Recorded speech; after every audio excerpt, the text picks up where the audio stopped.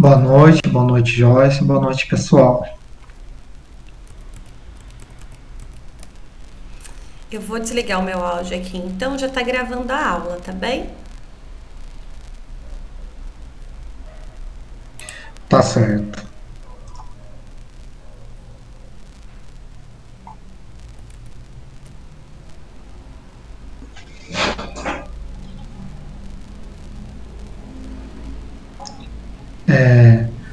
Boa noite, turma. Vamos continuar aí o nosso curso de programação orientada a objetos e na aula de hoje a gente vai, como a professora Joyce já adiantou, a gente vai estar falando um pouquinho sobre os conceitos teóricos, né? A gente vai falar um pouco mais, o foco da aula de hoje vai ser paradigma de programação, né? Paradigma de programação orientado a objetos. Ok? Vamos começar então. Vou fechar aqui a minha câmera para ficar um pouquinho maior a apresentação.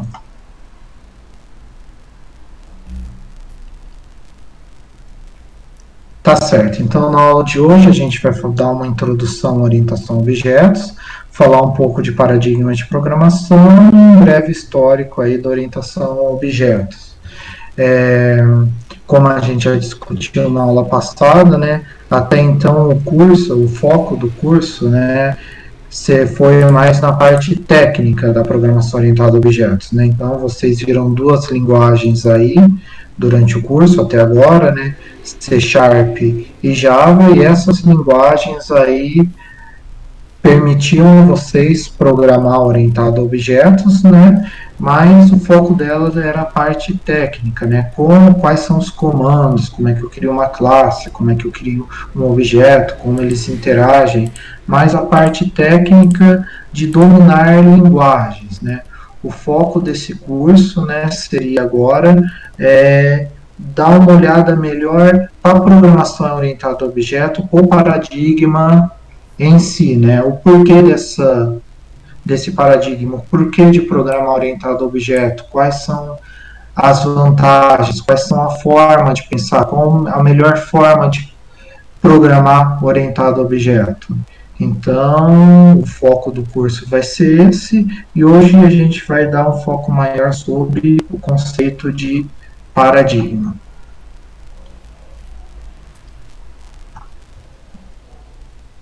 Então, por que programar? Né? Por que então a criação dessa ferramenta, o computador, e para qual a necessidade de programar? Né? Então, para que a gente cria programas? Quando eu falo programar, eu penso mais em criar um programa para automatizar processos repetitivos no nosso dia a dia, ou seja, programar processos e atividades que não necessitem de uma intervenção humana maior, ou seja, atividades repetitivas.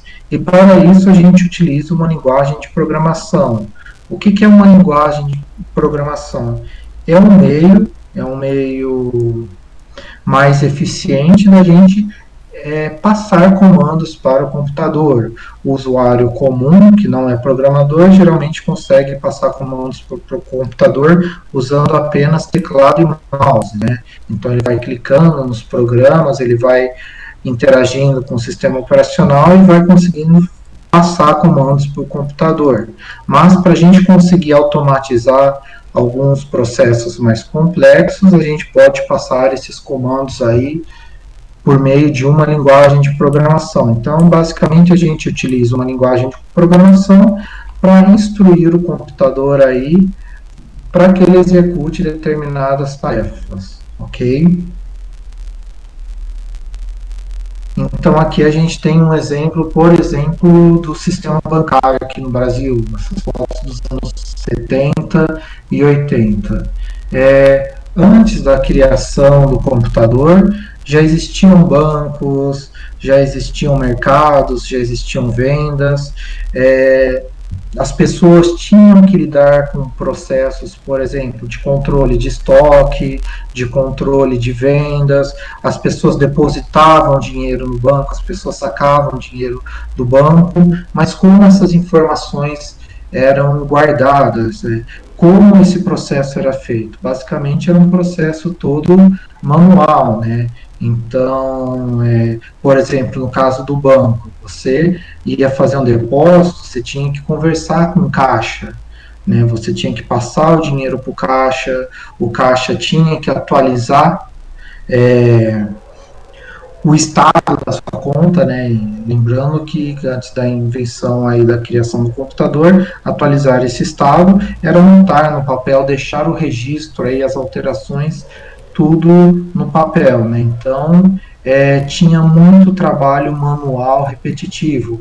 O caixa, basicamente um caixa de banco, executava sempre as mesmas operações, o que mudava era o nome do cliente, o que mudava era o valor, mas o processo em si era o mesmo. O mesmo acontecia por exemplo, um controle de estoque, um controle de venda. O processo era sempre o mesmo, sempre repetitivo. O mesmo procedimento, por exemplo, para dar uma baixa de um estoque, o mesmo procedimento para fazer uma retirada de um produto no estoque. Mas esses procedimentos repetitivos eram feitos por pessoas, né?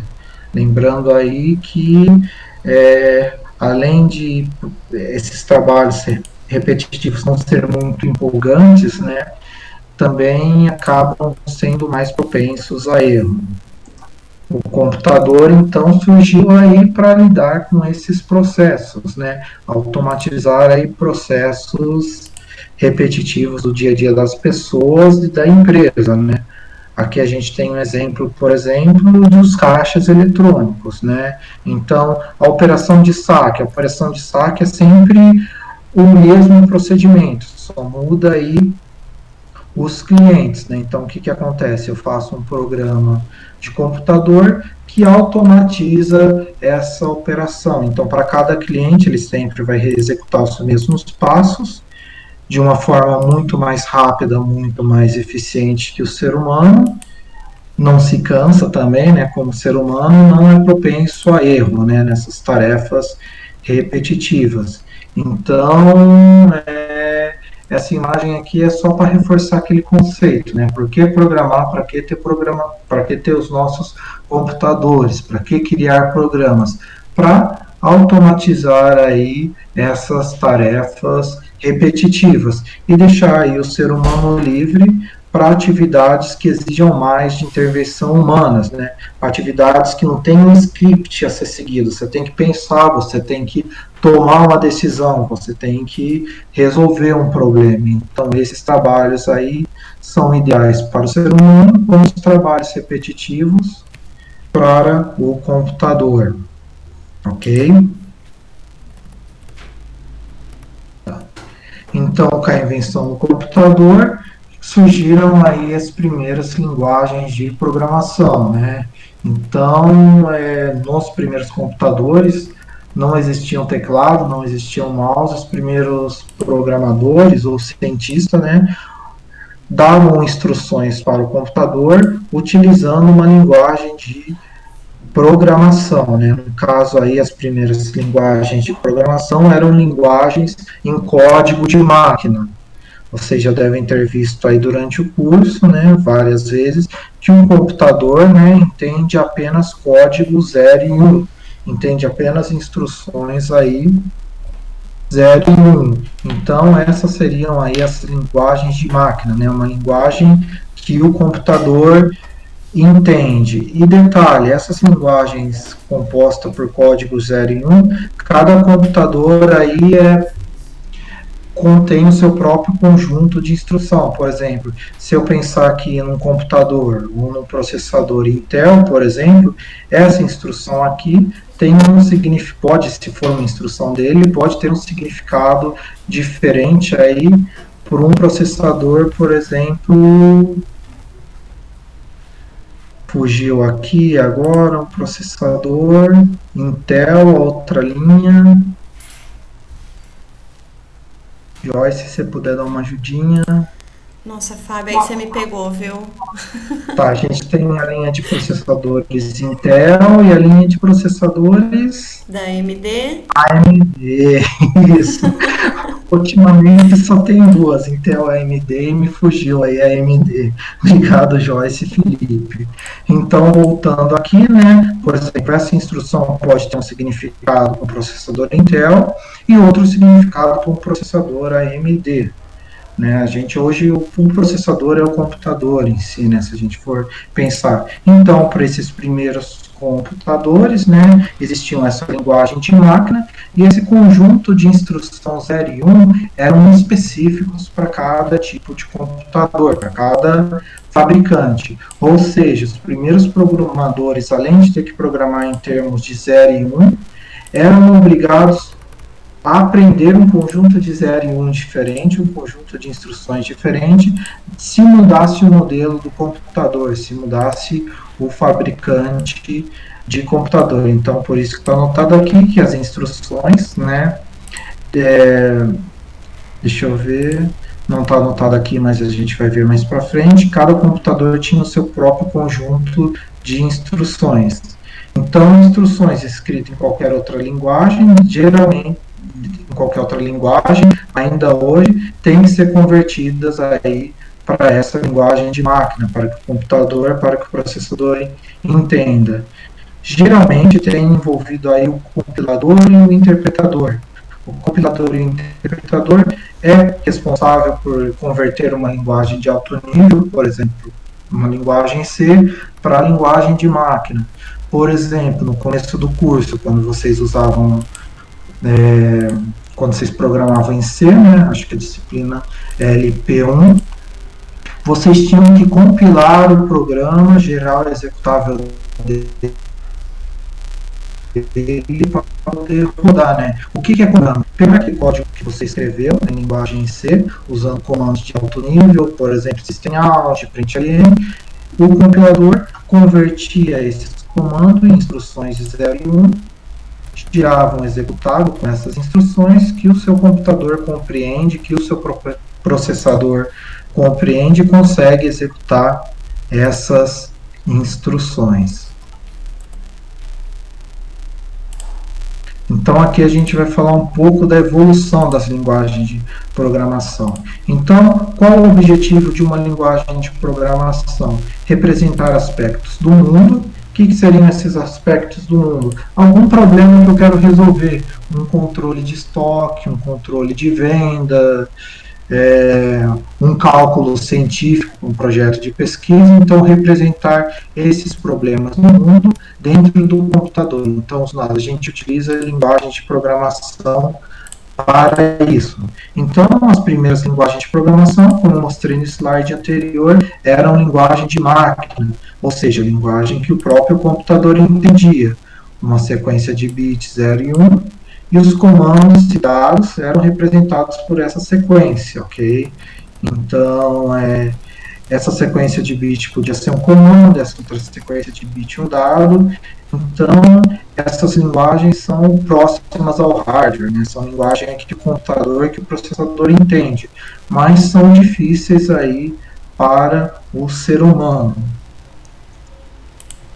Depois disso surgiram aí as linguagens de máquina de segunda geração, ainda a baixo nível, mas agora a gente tem aqui em vez de usar 0 e 1, a gente tem símbolos alfanuméricos, a gente consegue aqui criar siglas para comandos, e para os valores a gente pode usar valores numéricos, decimais ou em hexadecimal. Então já melhorou um pouco, né? Então já é mais fácil para um ser humano ler.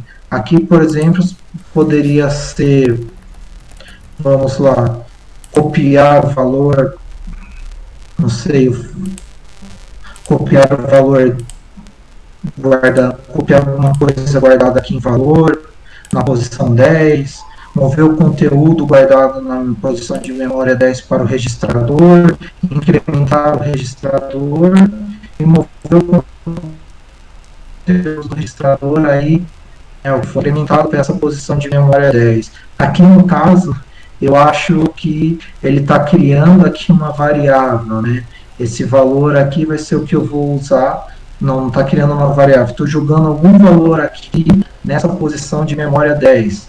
pego o conteúdo que eu joguei nessa posição de memória 10 espaço para um registrador, incremento o registrador e copio o conteúdo do registrador que foi incrementado de volta para essa posição de memória. Então, um pouquinho complicado esse tipo de linguagem. Eu não coloquei aqui no slide, mas é um exemplo aí de assembly, né? Uma linguagem que utiliza alguns comandos, algumas siglas, comandos mnemônicos, para você conseguir conversar com o computador, instruções bem simples, ok? E aqui, por fim, as linguagens que a gente está mais acostumado, né? Linguagens de alto nível, né? Então, quando a gente pensa numa linguagem C, numa linguagem Java, que vocês estão vendo no curso, essa linguagem é uma combinação do quê? De inglês e álgebra, né? Inglês, números e operações matemáticas, né? Então aqui você não precisa, conhecer os detalhes de hardware. Aqui, por exemplo, eu tenho que conhecer quais são os registradores do meu processador, do meu computador, o que cada registrador significa. Aqui eu tenho que conhecer o hardware para poder programar. Geralmente, quando você vai aprender a programar em Assembly, você tem que primeiro pensar para qual dispositivo de hardware eu vou programar, para qual processador, porque o Assembly está ligado a um hardware. Já as linguagens de alto nível, não. Quando você programa Java, usando Java, quando você programa usando C, não importa qual tipo de processador que está na sua máquina, não importa qual é a fabricante da sua máquina, qual o modelo do seu computador. Você simplesmente cria os seus programas usando essa linguagem e ela é executada, ela abstrai todas as características aí do hardware. E essas linguagens, no final das contas, são traduzidas aí para uma linguagem de máquina, né? Porque no fim, o seu processador, o seu computador só entende um conjunto de instruções 0 e 1. Aí existe como a gente já falou lá para trás, compiladores, interpretadores para fazer essa conversão. Tudo bem até aqui, pessoal? Uma revisão aí do que vocês já viram ao longo do curso. Então, linguagem de alto nível, muito usada na atualidade, né? A gente tem aí os comandos por meio de palavra-chave, né? E esses comandos são bem próximos aí à linguagem natural, geralmente o inglês aí. E ela facilita o processo aí da gente conversar com o computador, o processo da gente passar instruções aí para o computador. Geralmente, essas linguagens de alto nível estão atreladas aí ao uso de IDE, no ambiente integrado aí de desenvolvimento. Por exemplo, em Java a gente tem aí os ambientes de desenvolvimento, as IDEs do NetBeans, do Eclipse, do IntelliJ. O que essas IDEs fornecem para a gente? Um editor de código, que geralmente já deixa marcadas palavras-chave, né, em outras cores ou negrito. Eles vêm com detecção de erro. Você esqueceu um ponto e vírgula, você deu um comando inválido, a própria IDE acusa esse erro no editor. Detecção de erros em tempo de compilação, né? Por exemplo, você fez uma instrução inválida em Java, é gerada uma exceção enquanto seu programa está rodando, e essa IDE consegue te mostrar a linha, por exemplo, onde caiu o código, ou o programa, ou pelo menos te dá instruções aí da proximidade do erro. E ferramentas aí de debug com ambiente gráfico, né? Então, além das linguagens de programação serem mais fáceis aí para a gente passar as instruções para o computador, associada a elas, geralmente vem aí IDEs. Então, a gente já viu aí que o computador só entende instruções do tipo 0 e 1, que eu posso usar uma linguagem de alto nível, por exemplo, Java, para passar essas instruções, que depois um compilador ou interpretador vai transformar esses comandos em 0 e 1 para o computador executar. Mas agora tem um conceito de algoritmo. O que é um algoritmo? Primeiro, um algoritmo não depende aí de uma linguagem de programação.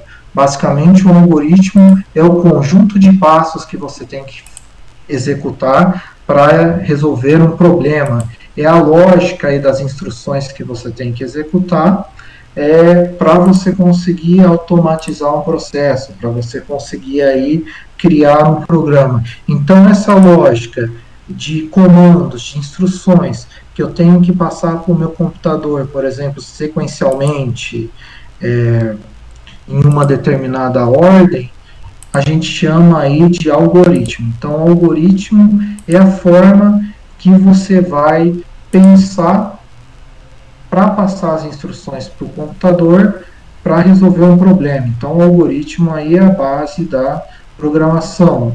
Uma dificuldade aí de quem entra no mundo da programação pela primeira vez, às vezes eu sei, domino uma linguagem, domino C, sei como que o if funciona, sei como que o println funciona, o scanf funciona, mas na hora que eu tenho um problema para resolver, tem lá um exercício para resolver, eu não sei nem como começar.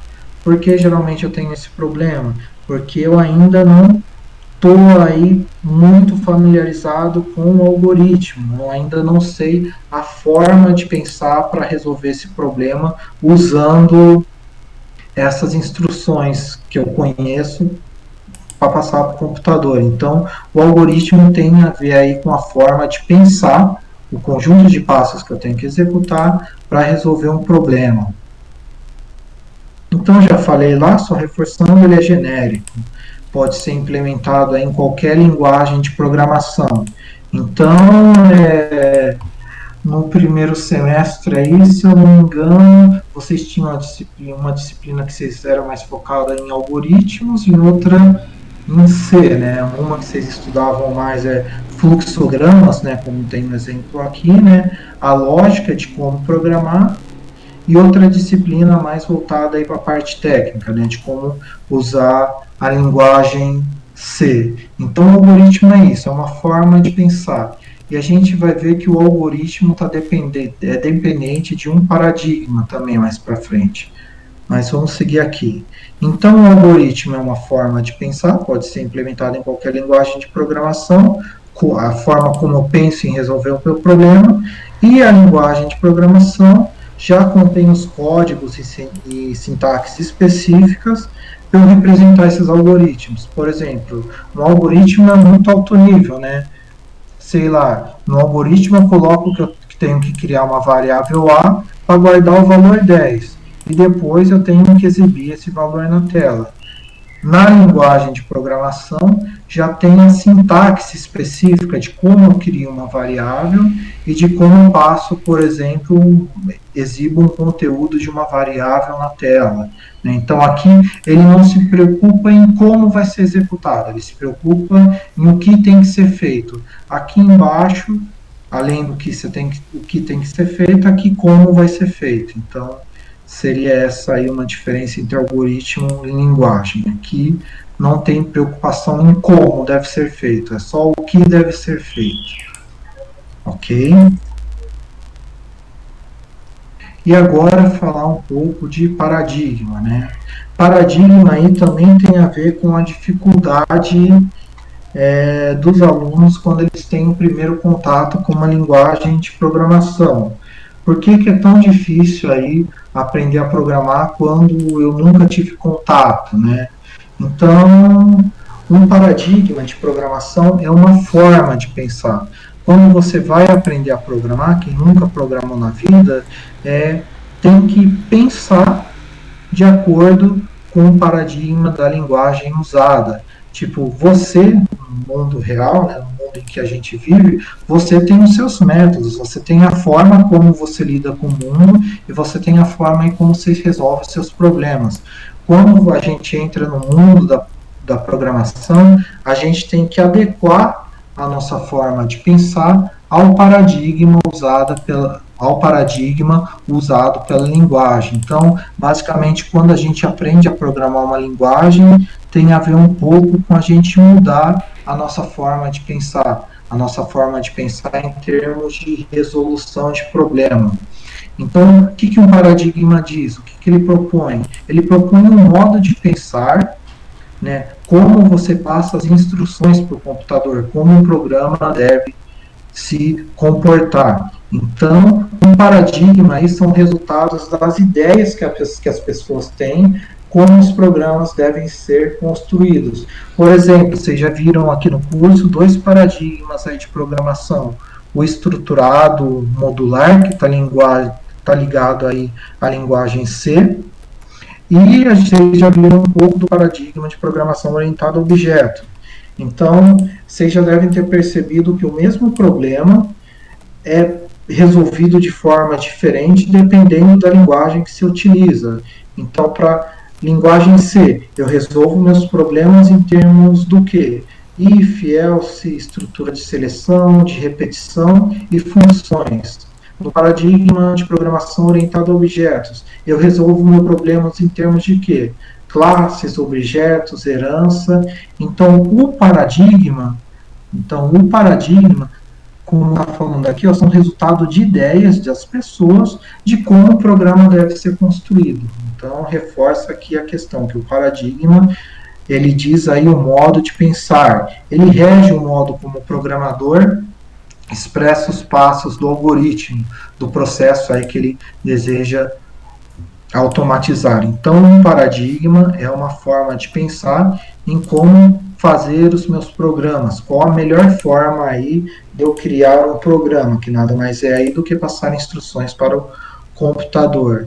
E o algoritmo geralmente segue as normas do paradigma utilizado. E cada linguagem de programação possui aí as peculiaridades, particularidades aí de acordo com o paradigma.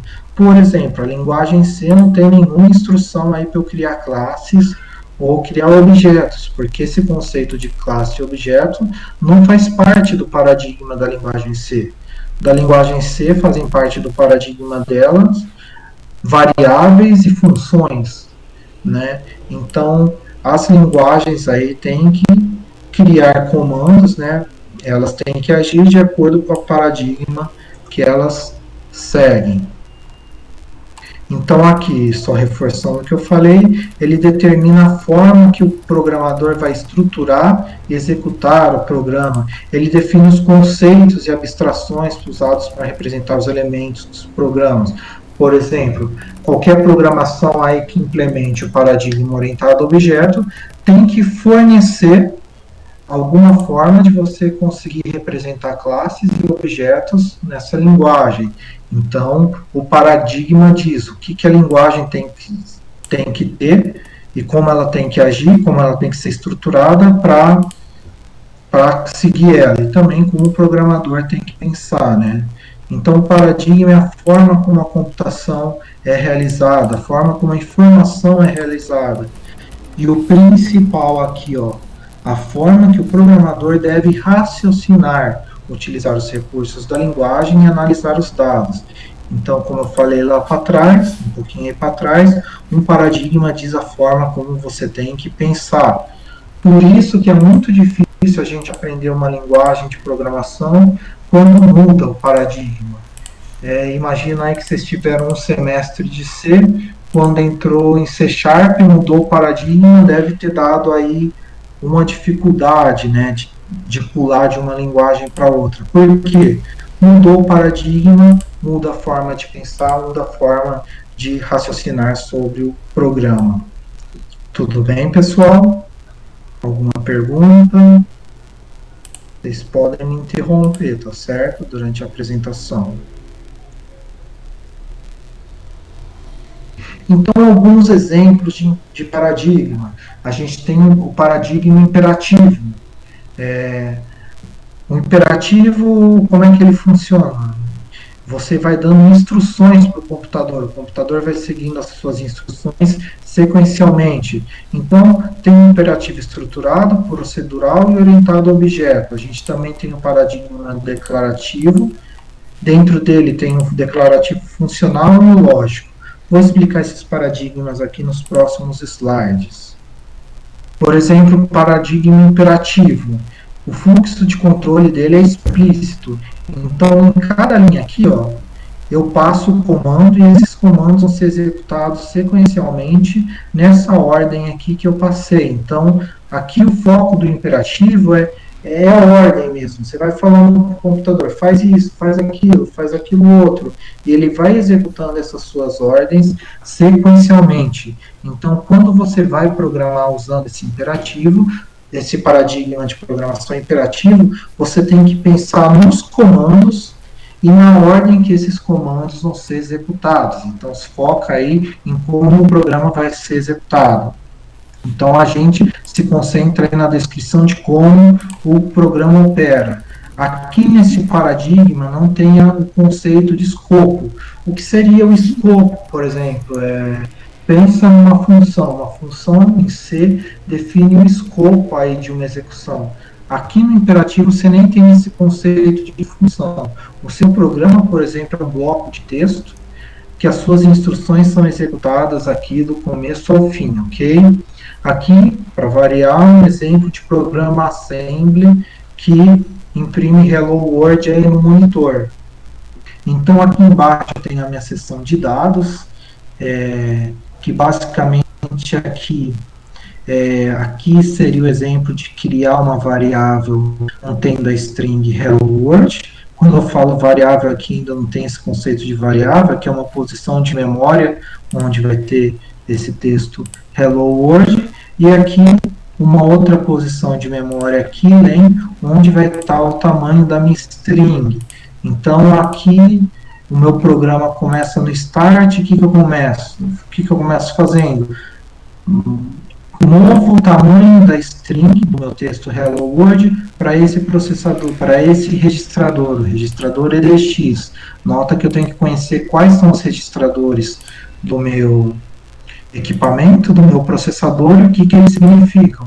Depois movo a minha mensagem, né, Hello World, o endereço dela, para esse outro registrador. Esse registrador aqui vai conter a descrição do arquivo. Então, aqui eu estou falando que eu vou querer mandar alguma coisa para o stdout, para minha tela. Nessas duas instruções, eu faço a chamada do sistema, então, que representa aí a saída para o monitor. E aqui eu chamo, então, olha só como é um pouco complicado aqui, como a gente tem que, além de entender os conceitos, né, além de entender como a minha máquina foi implementada, né, os detalhes de hardware, o foco aqui desse exemplo é que as instruções são executadas sequencialmente, e aqui eu não tenho nenhum conceito aí de escopo, métodos ou funções. Aqui no paradigma estruturado, né, ainda não tenho o conceito de escopo, é um paradigma imperativo, mas eu já tenho um conceito aí de estruturas de repetição. Então, agora os meus programas, além deles serem executados, meus comandos sequencialmente, eu tenho estruturas, por exemplo, um if, que eu posso decidir se um trecho de código vai ser executado ou não. Por exemplo, aqui, quando eu chego na linha 6, dependendo dessa comparação, eu posso executar a linha 7 ou não. Então, eu tenho estruturas de seleção de comandos e também tenho estruturas de repetição de um comando.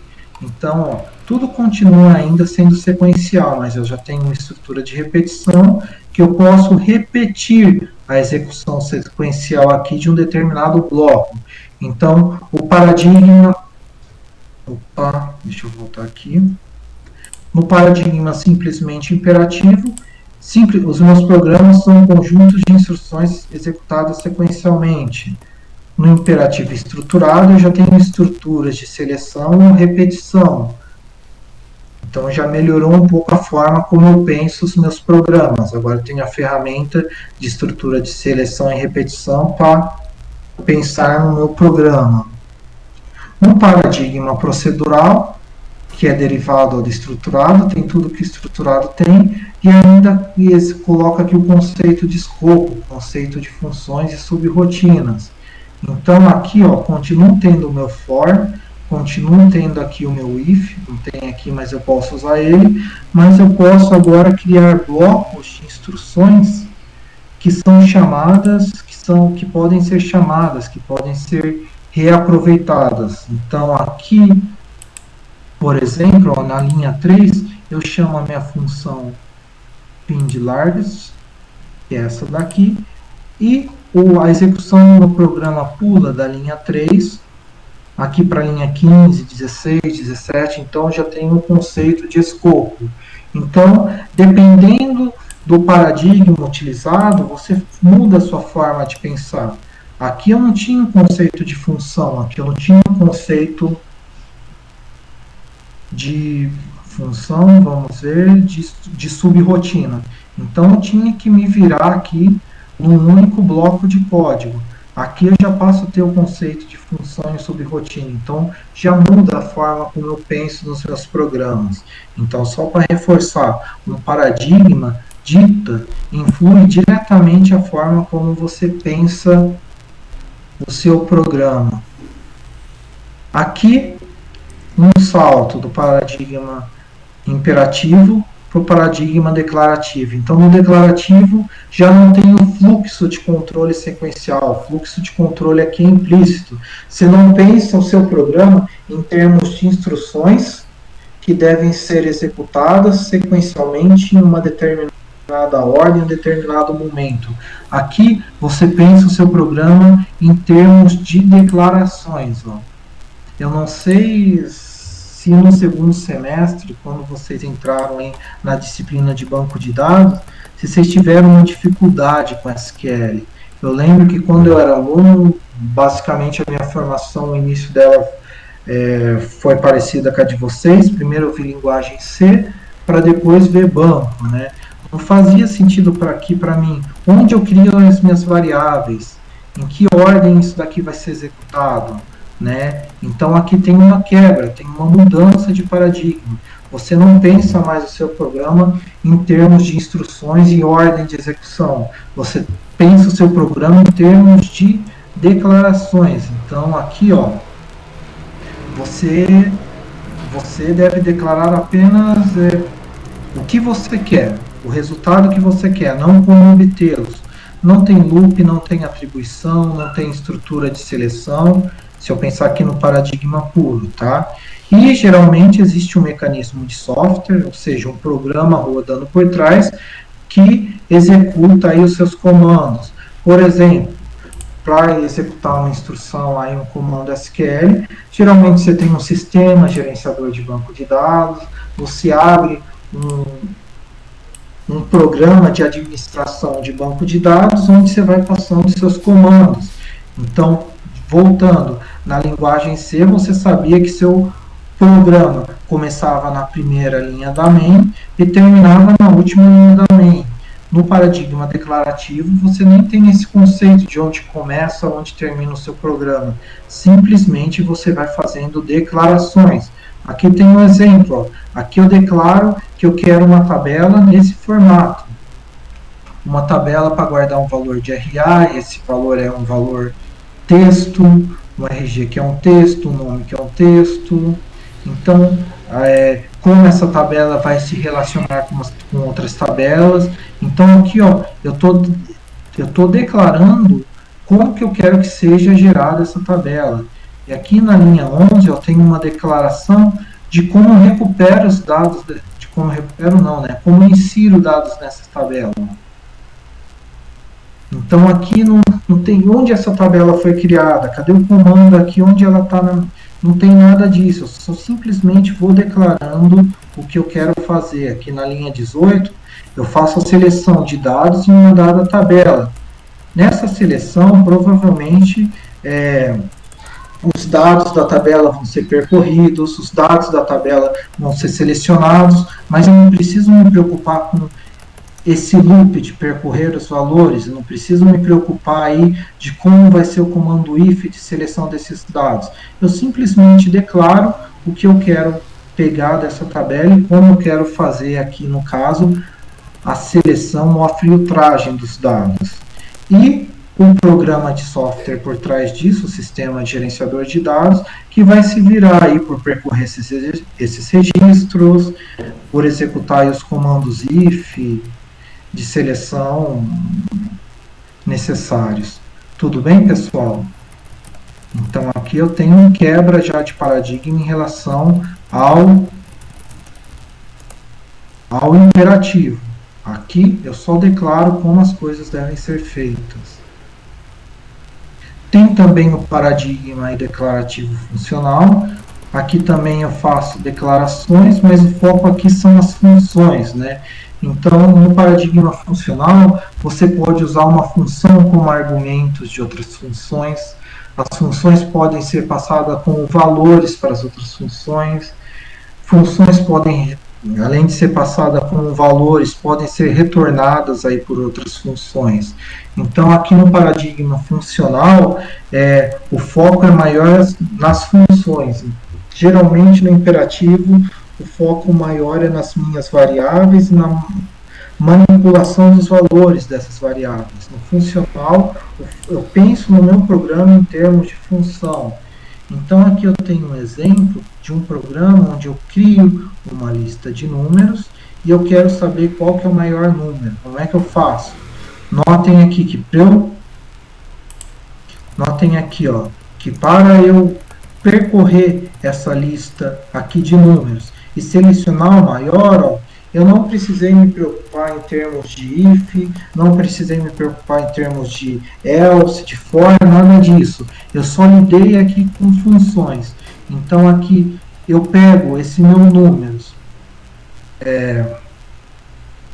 pego o meu conjunto de dados, esse string aqui que representa o meu conjunto de dados, executo em cima deles uma função chamada max, maior valor, e essa função vai usar como comparação, ó, essa outra função aqui, ó, que seria a função de comparar números naturais.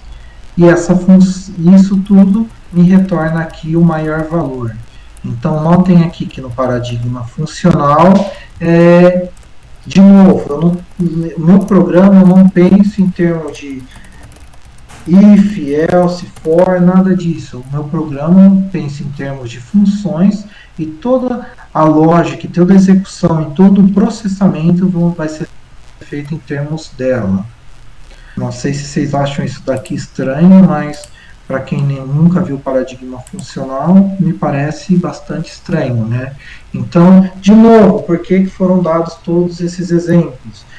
Para mostrar que conforme você muda o paradigma, muda o raciocínio, muda a forma de você pensar os seus programas, ok?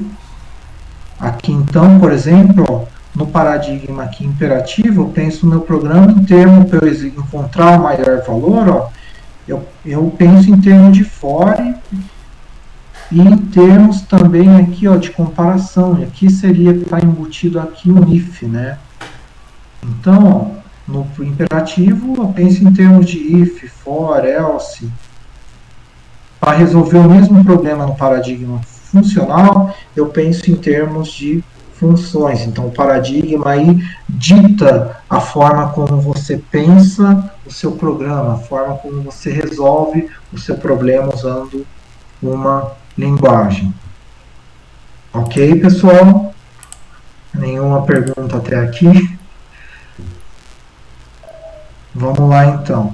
E, por fim, um dos paradigmas que eu acho mais estranho aí é o paradigma declarativo lógico, né? Então, nesse paradigma, a programação aí é realizada pela especificação aí de fatos e regras. Os programas aí são descritos por meio de relações que especificam fatos e regras que são aí que é feita uma inferência em cima dele. Então, uma vez que a gente cria um conjunto de fatos e regras, a gente começa, o nosso programa consiste então em questionamentos, em fazer perguntas. Assim como no paradigma, deixa eu voltar aqui, declarativo, por ser um paradigma declarativo, né, existe também um software rodando por trás que vai aqui analisando todos esses comandos. Então, aqui, por exemplo, eu tenho um exemplo de programa usando paradigma lógico. Da linha 2 à linha 5, eu declaro aqui 4 fatos. Que o Arthur é pai do Silvio, o Arthur é pai do Carlos, o Carlos é pai do Chico e o Silvio é pai do Ricardo. Agora aqui eu crio uma regra para saber o que é um avô. Então, essa regra diz o quê? Se alguém é pai de uma pessoa, que por sua vez é pai de outra pessoa, então ele é avô. Então, olha só como é que eu declarei essa regra aqui, essa relação, essa regra do que é um avô. Então, X é avô de Z, se X for pai de Y e Y for pai de Z. Então, olha só a diferença aqui na forma de pensar o meu programa, usando esse paradigma. Uma vez que eu criei a regra, posso fazer os questionamentos. Arthur é pai de Carlos? Aqui é fácil, né? Sim, ó, Arthur é pai de Carlos. Ó, o próprio programa armazenou esse fato, ele busca para você e responde. Tá certo? Arthur é avô de Chico? Sim, ele faz essas análises aqui de pai, usando essa regra e devolve aqui que sim, que sim. Aqui no caso ele devolve que não. Então, não sei se vocês perceberam, no paradigma declarativo, a grande diferença do imperativo é que você só fala o que você quer, você não fala o como. No imperativo, geralmente você vai dando aí as instruções de como, por exemplo, no caso de encontrar o maior valor. No imperativo, você fala como vai ser encontrado esse maior valor. Eu vou percorrer a sequência de valores, vou fazer a seleção, comparação dos valores nessa sequência para achar o maior valor. No lógico, não. No lógico, você simplesmente fala o que você quer, você faz declarações, tanto no processamento como aqui nos dados. Tudo bem, pessoal? Então, todos esses exemplos aí seriam mais, o foco da nossa disciplina é o paradigma orientado a objetos, todos esses exemplos aí seriam mais para mostrar para vocês como um paradigma influencia a forma de você pensar um programa. Então, primeiro, para você programar, você tem que mudar a sua forma de pensar para um dado paradigma. E dependendo do paradigma, a forma de pensar é muito diferente de um para o outro, ok? Então, dito isto, vamos ver o paradigma aqui orientado a objetos, né? Então, para que criar esse paradigma? Por que a gente não ficou aí simplesmente no estruturado modular? Porque os paradigmas até então não estavam conseguindo aí lidar com o surgimento de aplicações mais complexas, tá, pessoal? Então, os programas foram ficando mais complexos e o paradigma, por exemplo, seguido pela linguagem C, já não estava servindo, dando conta. Os programas estavam ficando tão complexos quanto as aplicações. Então, esse paradigma surgiu aí para tentar deixar os nossos programas mais próximo da forma como a gente pensa e da forma como a gente age, né? Então esse paradigma aqui foi criado para facilitar o processo de transformar as necessidades diárias, ou seja, transformar um problema do mundo real que tem que ser resolvido para um programa, ou seja, usando aí uma linguagem de programação orientada a objetos. Então, o objetivo do paradigma orientado a objeto foi: vamos desenvolver uma forma de criar programas que esteja mais próxima aí da forma como o ser humano pensa. Ok? Então aqui tem uma figura bem ilustrativa aí. Eu tenho um problema a ser resolvido, eu tenho que fazer uma modelagem para trazer esse problema aqui para dentro do meu computador. Eu tenho um problema aqui, um controle de estoque no mundo real, tenho que fazer um controle de estoque aqui no mundo real e tenho que trazer esse problema de controle de estoque, simular esse estoque físico no meu computador para eu conseguir gerenciar ele. Então, eu transformar um problema do mundo real por um programa, tem essa etapa de modelagem. A orientação ao objeto, né, o paradigma orientado ao objeto, surgiu justamente para diminuir aqui a distância entre o domínio do problema que eu quero resolver para transformar ele aí num programa, num modelo computacional. Então, um dos objetivos, aí o maior objetivo para criar esse paradigma foi esse: diminuir a distância entre o mundo real para a forma como eu descrevo ele no computador. Diminuir aí a distância de um controle de estoque aqui no mundo real, de como eu implemento ele no computador. Ok? Tá.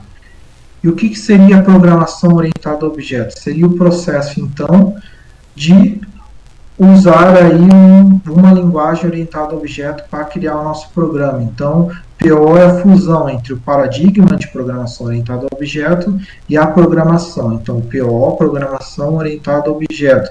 Se eu utilizo uma linguagem orientada a objetos para resolver um programa, resolver um problema do mundo real, utilizando aí o paradigma orientado a objeto.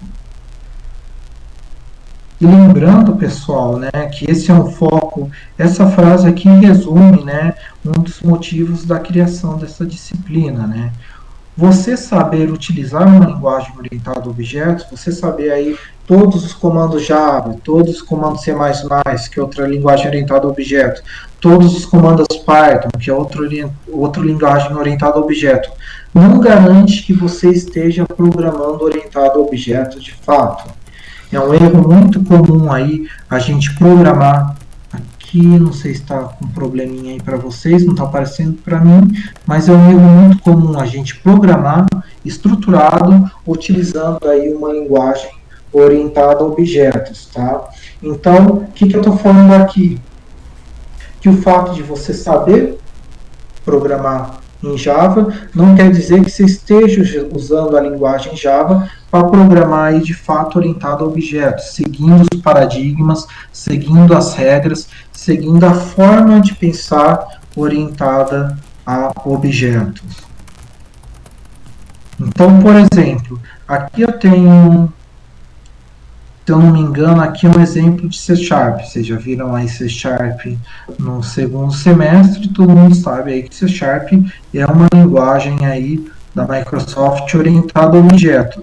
Aqui eu tenho um exemplo de resolver um problema de uma soma usando C Sharp, mas seguindo paradigma totalmente estruturado. Então aqui os meus comandos são executados um após o outro e eu faço uso apenas de variáveis e métodos aqui, né? Um método para eu ler um texto, pegar um texto do meu teclado, métodos para aqui seria um método para exibir um texto no meu console, ler o texto do teclado, exibir um texto na tela, converter, associar valores a variáveis. Aqui eu tenho uma operação aritmética, enfim. Aqui eu tenho um exemplo de como resolver essa soma seguindo aí o paradigma estruturado. E notem que eu estou utilizando aqui uma linguagem orientada a objetos, C Sharp. Aqui eu já tenho uma classe, ó, pessoal, tá errado aqui. No slide 27, eu tenho um exemplo aí da linguagem C Sharp seguindo o paradigma estruturado procedural. Por que estruturado procedural? Aqui eu consegui definir dois métodos, duas funções, né? Seriam funções em C, e aqui no teu programa eu simplesmente continuo, resolvo esse problema, só que agora usando algumas funções que eu já deixei pronto em outro lugar, alguns métodos mais alto nível. Eu tenho um método para ler o número, que eu reaproveito aqui, ó. Notem que já teve um avanço aqui, né? Já não teve a repetição de código. Né? Então, eu consigo ler o número, eu tenho um método para somar, que eu mostro a resposta, mas, de novo, eu estou seguindo aqui nesse caso o paradigma estruturado e procedural. Aqui eu tenho um exemplo de como fazer essa soma agora realmente seguindo o paradigma orientado a objeto. No paradigma orientado a objeto, eu tenho que pensar o meu programa, eu tenho que pensar a solução no mundo real em termos de classe e objetos. Ou seja, já que eu tenho que pensar em termos de classe e objeto, eu tenho uma classe que representa a calculadora. Essa classe aí vai saber fazer a soma, e essa classe também vai ser responsável por ler um número. Então, a minha classe calculadora tem métodos para fazer a leitura do número e tem método para fazer a soma. O meu programa, para executar essa soma, agora no meu main, eu crio um objeto calculadora, uso esse objeto calculadora para ler o número e também uso ele para fazer a soma. Então, tecnicamente, esse daqui seria o programa, né, em C#, seguindo aí o paradigma de programação orientada a objeto. Ó. Resolvi o meu problema em termos de classe e objeto. Então, esses 3 exemplos são usados para quê? Só para mostrar que você pode estar utilizando uma linguagem orientada a objeto, mas programando, ó, resolvendo seus problemas, criando seus programas de forma totalmente estruturada. Então, na nossa disciplina, o foco vai ser esse, ó, resolver os nossos problemas, criar os nossos programas, seguindo o paradigma, aqui está errado, tá, pessoal? Depois a gente corrige, seguindo o paradigma orientado a objetos, ou seja, vou pensar meus programas, minhas soluções, em termos de classe e objetos. Tudo bem até aqui, pessoal? Perguntas, dúvida?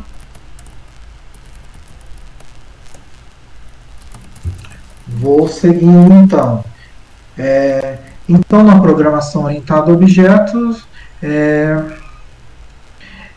como eu já me adiantei, ela foi criada aí, foi pensada para tentar trazer aí as aplicações, né, para a gente conseguir aí gerar os nossos programas da maneira como o ser humano pensa. Em vez de eu pensar em termos de instruções a serem executadas em ordem sequencialmente, eu penso, ainda vou ter essas instruções, mas eu penso no programa em termos de classe e objeto.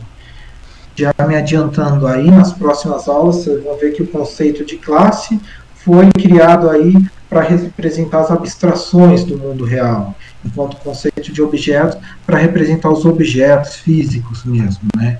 Então, a orientação a objeto foi criada para isso. Ó. Alguém falou, vou criar uma forma de programar que esteja mais ligada à forma como o ser humano pensa.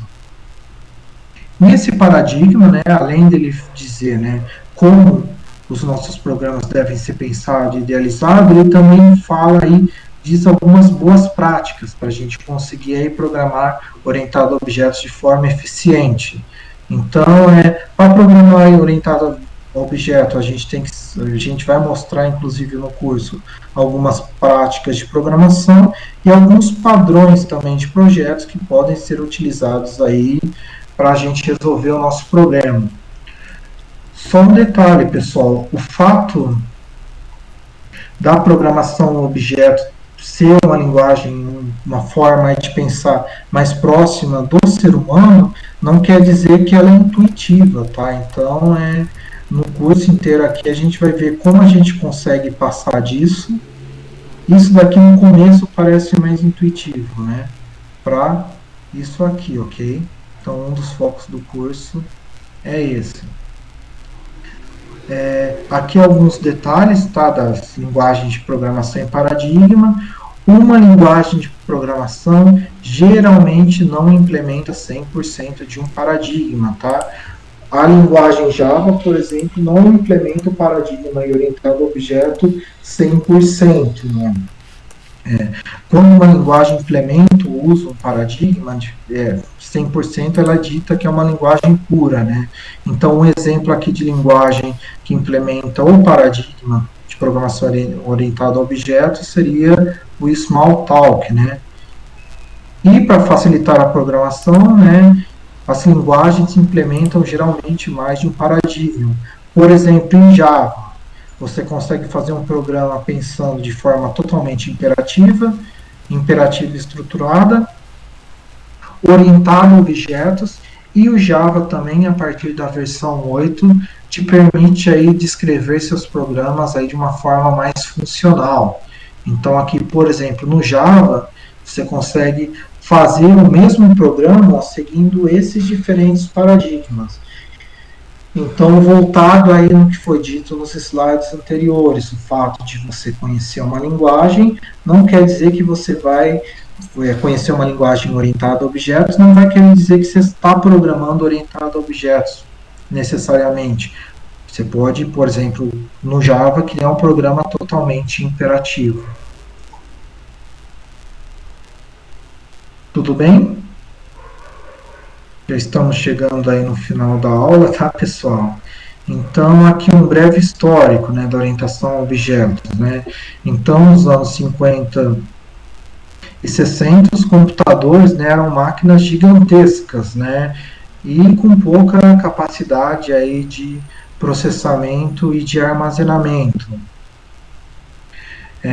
Mesmo assim, ainda nos anos 60, aí começaram aí a formalização das primeiras teorias, primeiras formas aí de pensar os nossos programas sem ser daquela forma meramente imperativa, estruturada ou modular, tá?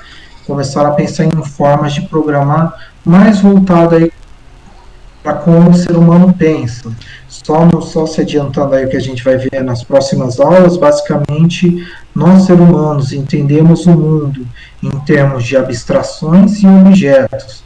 Por isso que na programação orientada a objetos aí tem o conceito de classe, que é usada para modelar as abstrações e o objeto aí para representar os objetos do mundo reais. Então, nessa época já começaram aí a criarem estudos, pensarem em formas aí melhores de se programar, ou diferentes, né? Melhor é uma palavra muito forte aí.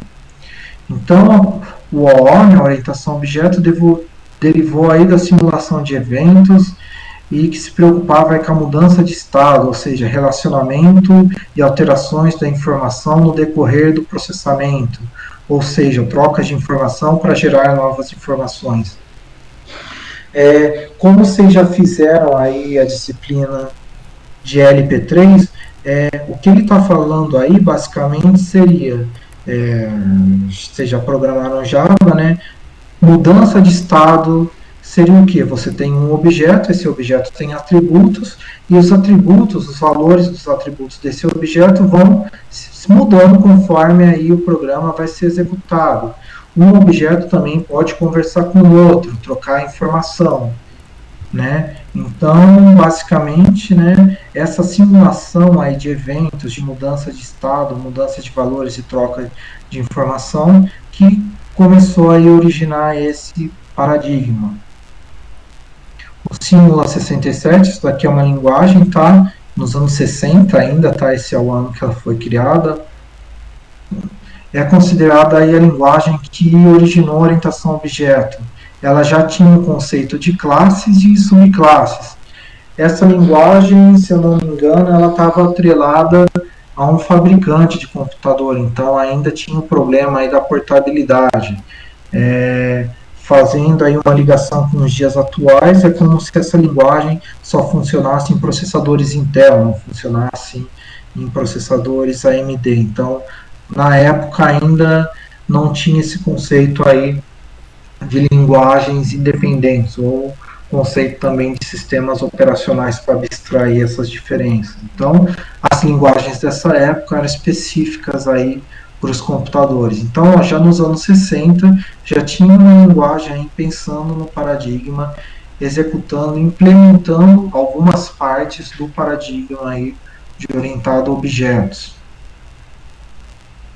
Ainda, né, o paradigma orientado a objetos surgiu de uma analogia aí algébrico-biológica, né? Então, um dos idealizadores dessa linguagem, né, pensou em criar uma linguagem que você conseguisse criar seus programas como se fosse um organismo vivo. No organismo vivo, cada célula tem uma função, né?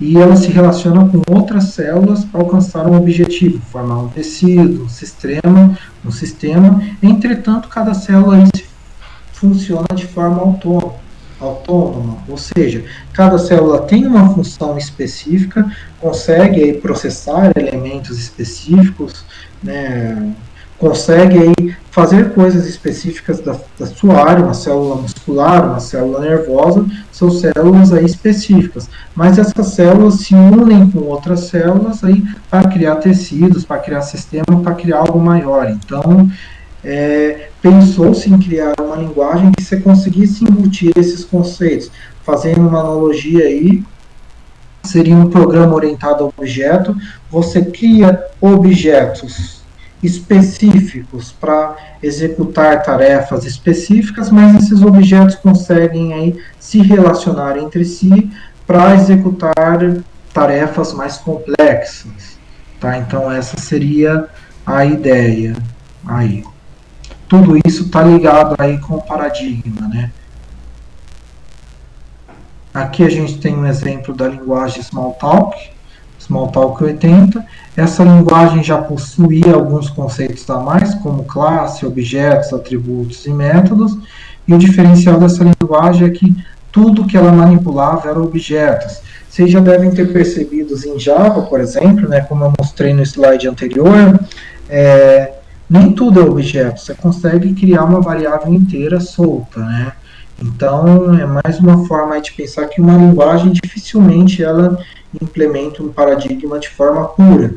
Como a gente vai ver aí, o paradigma orientado a objeto, teoricamente, é para se resolver tudo em termos de objetos e classes, né? Então, essa linguagem aqui tem esse mérito que tudo era objeto. Inclusive, os métodos e atributos eram considerados objetos, né? E aqui está falando, né, como eu falei, essa abordagem das linguagens orientadas a objetos de hoje em dia não segue essa abordagem, mas isso daqui foi uma revolução aí nos anos 80. Então, de novo, as linguagens pegam e implementam aí partes, pedaços aí dos paradigmas.